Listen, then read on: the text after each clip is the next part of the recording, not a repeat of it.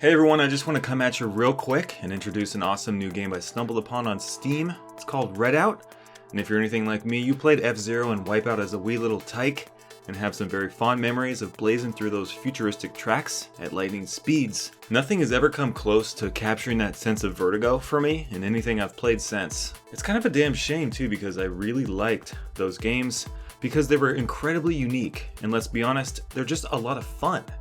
So what does Redout offer then? It's an anti-gravity racing game developed by 34 Big Things, a handful of Italian gents overseas. We know Italians make great pasta and gelato, but do they make great games? I'm pleased to report that this game is a gem. It's a sleeper hit and completely came out of nowhere for me. Yes, I know racing games don't always get the attention they deserve. It's not a gigantic market for video games, let's just be frank here.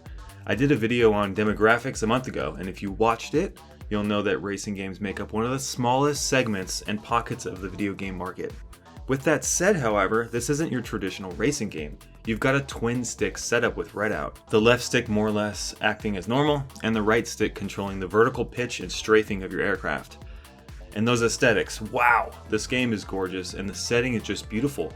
It's flashy, neon, and futuristic, but enveloped in the proper proportions. It's just the right amount of flashy, and it's just the right amount of blurry when you get to that top speed, and it's just all super crisp. It runs like a dream on my GTX 980 i7 setup. The frame rate is buttery, it's rock solid, it never hitches or stutters. This is probably due to the fact that the background detail is muted, as most racing games are, to account for variations in speed. But it still looks great, and the view distance is some of the best I've seen to date in a racing game. And you're gonna need that view distance because this game is gonna test your reflexes. It's because the game focuses on verticality, which gives you that sense of disequilibrium. You'll be zipping around corners only to have to pitch down as you ramp up vertically and come down hard on the next bend. Control is tight and responsive. Competition is fierce. The AI is really naughty actually, super naughty.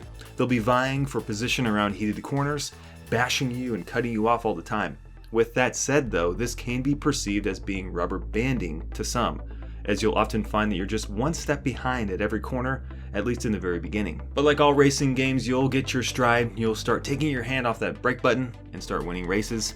And when you get into that stride, it feels really good because of the aforementioned challenge provided to you by the AI and the vertical track design. The game communicates the thrill of racing very well.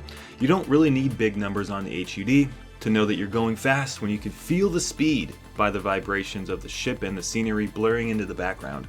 The story is thin, yet it's fun. Humanity's best pilots compete in a solar Redout racing league. As for the content, there is a lot here. You've got a traditional season mode spanning 75 events, and you'll be upgrading your crafts and your weapons throughout the career mode. Then you've got the speed mode, the time attack mode, survival, an arena mode, last man standing boss mode, and a fully fleshed out online mode. But none of that really matters when you boil it down in Redout. It's all about just jumping in and racing.